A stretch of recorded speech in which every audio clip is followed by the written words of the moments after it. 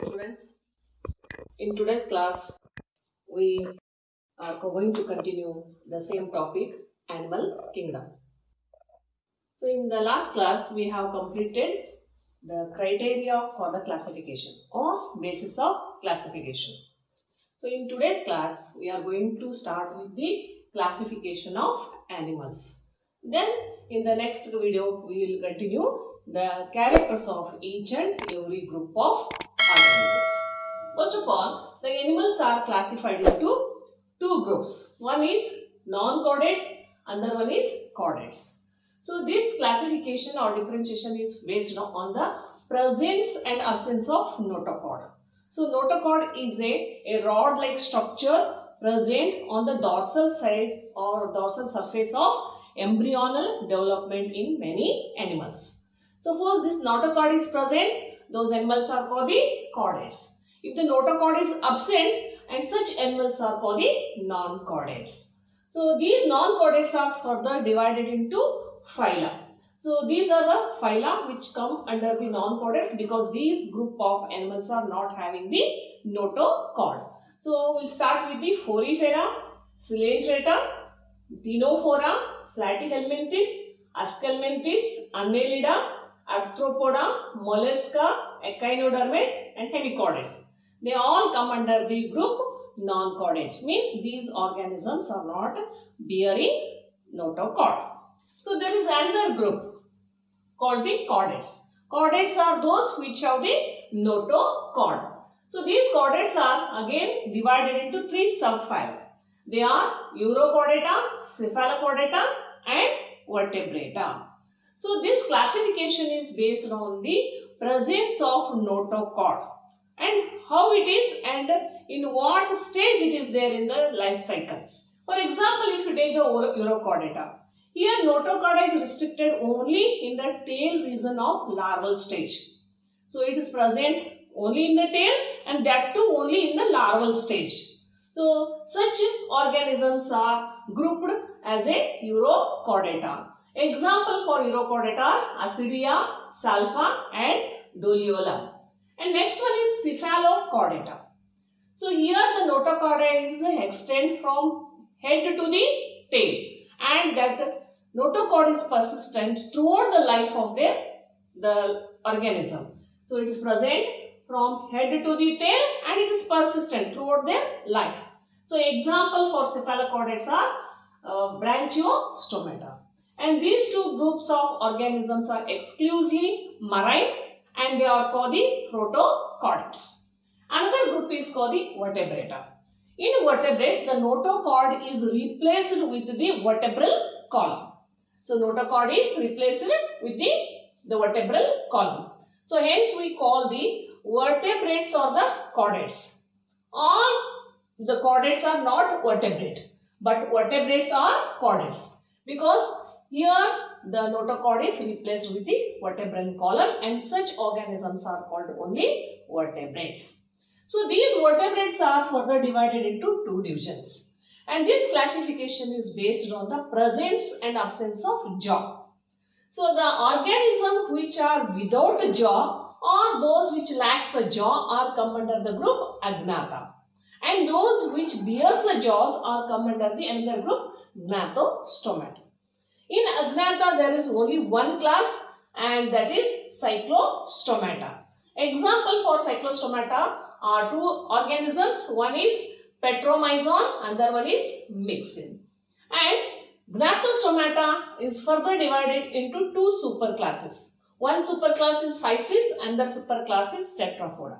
And this classification is based on the presence of their locomotory structure. So, here in case of Physis, the locomotor structure are fins. But in case of Tetrapoda, the locomotor structures are limbs. So, Physis are further divided into two classes. One is Chondrichthyes and Osteichthyes. So, Chondrichthyes and Osteichthyes classification is based on the type of their endoskeleton. Here the endoskeleton is made by cartilage and here the endoskeleton is made by the bones. So, this is the character for their classification. We will discuss later when we discussing Physis. And next Tetrapoda. Tetrapoda are further divided into four classes. They are amphibia, reptilia, aves and mammals. Here for the classification of these four classes in tetrapoda, many criteria are considered. For example, their lifestyle, whether they are homothermic or facilothermic, cold-blooded or warm-blooded. There are many characters are considered for the classification of these tetrapoda. So this is the classification of animals. So in the today's class itself, we are going to start with the general characters of first phylum, that is Porifera. And later in the next videos, we are going to study all these phylums one by one. So now we start with the first phylum, Porifera.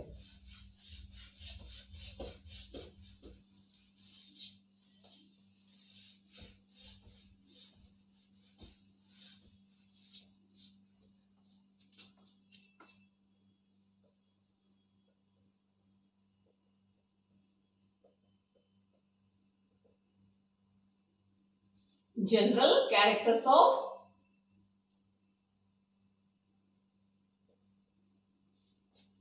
Porifera. General characters of Porifera. So the name itself says what type of organisms are these. Porifera means four bearers, means body has numerous pores. So we may also call the pore bearers. Means body has numerous pores. Hence they are commonly called as sponges. They are commonly called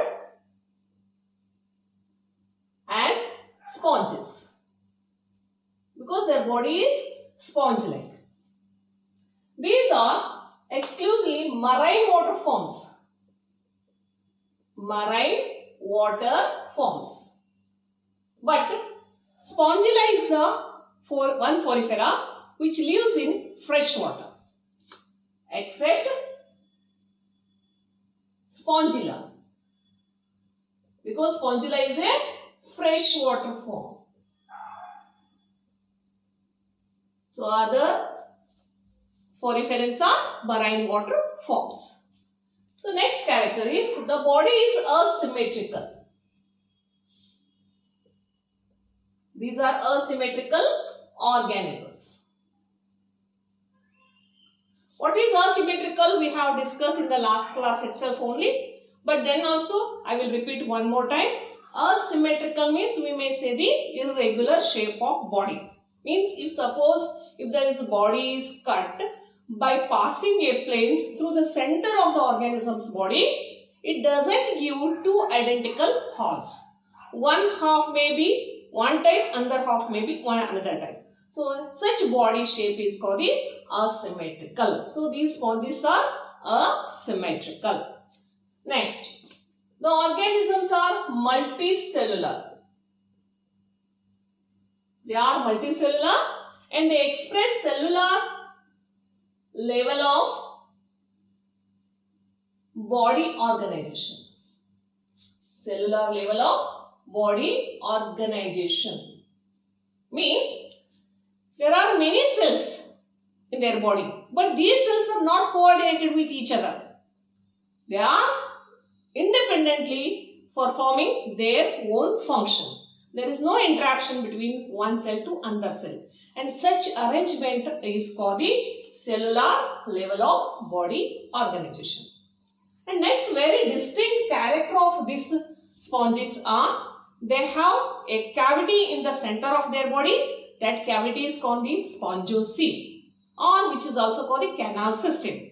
And the body bears the pores. In first character only we have mentioned. And these pores are for the ostia, and there is a common opening that is called the osculum. So we discuss all these things by the help of a diagram. By using a diagram, we can understand very clearly what are ostia, where they are present, and what is osculum, where it is present. So we will discuss these things by the help of a diagram. Let us draw the diagram of cycon or sponges. Cycon.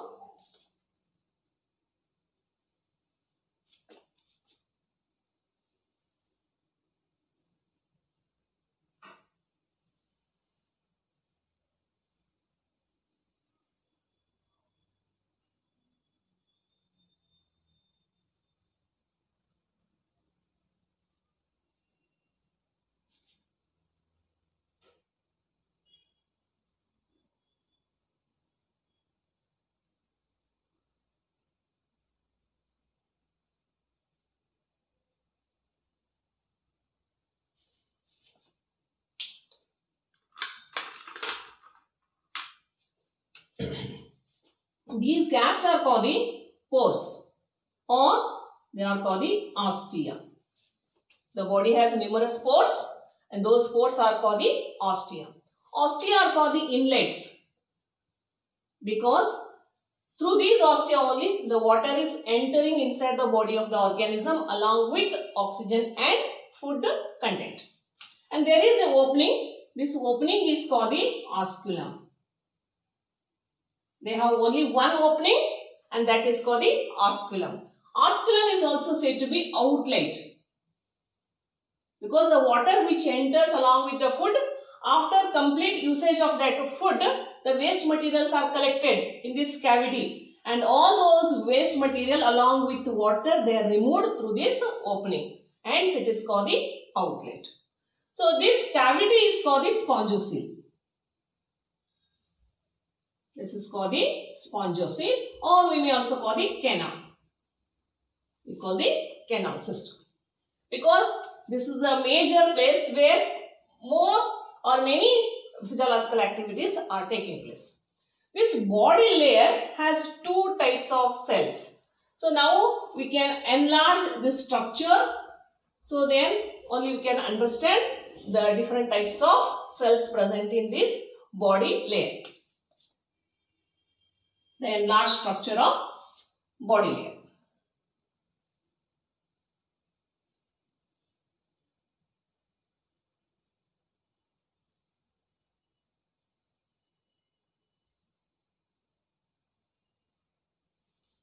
So this is the portion which we have enlarged. So this opening we call the ostia, through which water enters.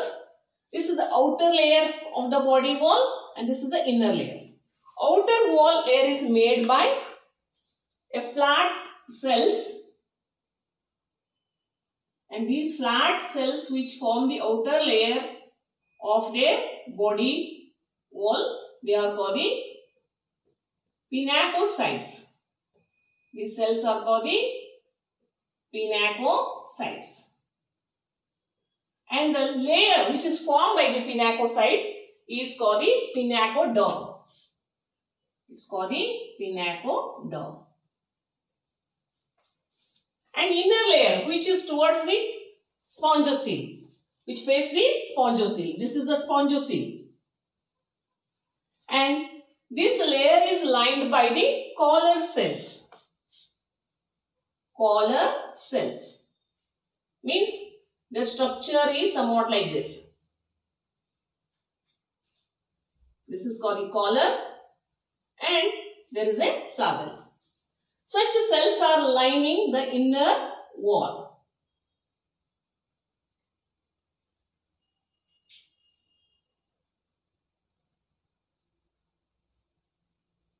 So these cells are called the conocytes. They are called the conocytes. And the layer formed by the conocytes is called the conoderm. So there are two layers. Outer layer is called the pinacoderm. It's made by pinacocytes. And inner layer is called the conoderm because it is made by conocytes. In between these two layers, there is a space. And this space is made by it is filled by a tissue called the mesoglia. It is filled with the mesoglia. And this mesoglia is made by water. It has water plus collagen fibers and also some of the amoeboid shaped cells which are called the amoebocytes.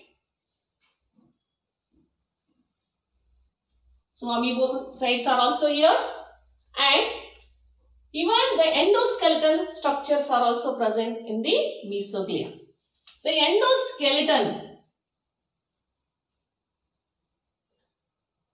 means the one which gives the strength and shape to the organism body, which is made by two parts. One is spicules and there is spongin fibers. Spongin fibers. Spicules are made by two types of substance. One substance is calcium carbonate, another one is silicic acid. And spongin fibers are made by spongin protein. And they may be branched or unbranched. These spicules may be branched or unbranched.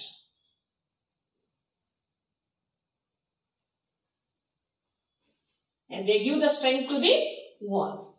And spongin fiber is formed a network-like structure. So this is the internal structure of the wall. So this is the internal structure of the wall. Now we'll discuss the next character of sponges. Next character is digestion. The digestion in sponges is intracellular. Digestion is intracellular. So digestion may be expressed in two forms. It may be intracellular or extracellular. Extracellular means the digestion which takes place within a particular organ cavity. For example, human body, the digestion takes place within a particular digestive system which has many cavities like stomach, intestine. So here the digestion process takes place. And such type of digestion is called the extracellular digestion. But in case of sponges, the digestion is intracellular. Means inside the cell, digestion takes place. Because the nutrition method is here holozoic. Suppose any food particle come very in contact with this membrane of a cell, the food is entered or engulfed with the cell membrane. And cell is closed with this cap. And here within this cell, the food is digested, which we may also call the phagocytic action like that. So here the food is digested within the cell. Such type of digestion is called the intracellular digestion. And next character is reproduction. Reproduction.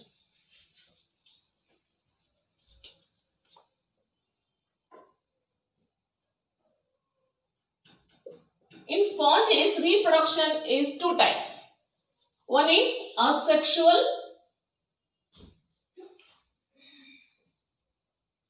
and the one is sexual type. Asexual type of reproduction takes place by budding. And there are two types of bud formation. One is external buds and internal buds. Internal buds. External buds are forming on the outer surface of the wall layer. And whenever they detach from the main organism body, they may grow into the new organism. So these are called the external buds. Internal buds are growing on the inner wall layer. And these internal buds are called the gemmules. These internal buds are called the gemmules. So structure of gemmule. If you enlarge the structure of one gemmule, gemmule is made by group of cells. It's made by group of cells. These group of cells are called the archaeocytes. They are called the archaeocytes. And they are having a capacity called the totipotency. Means these cells can grow into a new individual. They are capable of growing into a complete individual, and such capacity is called the totipotency. And this group of cells are surrounded with a gelatin layer. And there is a opening. This opening is called the micropyle. Because these archaeocytes are coming out of this opening. So within this gelatin layer, spicules are also present. And this gelatin layer protects the inner archaeocytes. So this is the structure of a single gemmule. And this is a is a type of sexual reproduction. Next is sexual reproduction. Sexual reproduction in case of sponges takes place by the formation of gametes. But the organisms are hermaphrodites. Organisms are hermaphrodites. Means the same individual can produce two types of gametes because a same individual has both the sex organs. When a single individual possesses both male and female sex organ, such organisms are called the hermaphrodites. So hence the single individual may produce two types of gametes, and fusion of these gametes results the zygote. So here the fertilization is internal. Fertilization is internal, means fusion of gametes takes place within the body. But development is indirect. Development is indirect. Development is indirect. Means the offspring which is produced after the fertilization is not exactly similar to adults morphologically. It later forms look like a later forms as an adult by several changes. After taking certain changes, it look like a adult. But soon after the birth, the offspring which is produced is not exactly similar to its adult morphologically. It's in the larval stage. Soon after its birth, it is in larval stage. After changing, it becomes as an adult. And such development is called the indirect development. So these are the characters of the foriferans. Now let us see the example for the foriferans. So first example is cycon. Already have drawn the diagram, which are also called the scypa. Next one is spongilla. In first character itself I have mentioned the name of the spongilla. Another one is euspongia, which is also called the bark sponge. The example for this group. One is cycon, another one is spongilla, and third one is euspongia. So these are the organisms which come under the group Forifera. So I hope you understood all the characters. So I am going to finish this class here itself, and the next class will continue with another file. Thank you.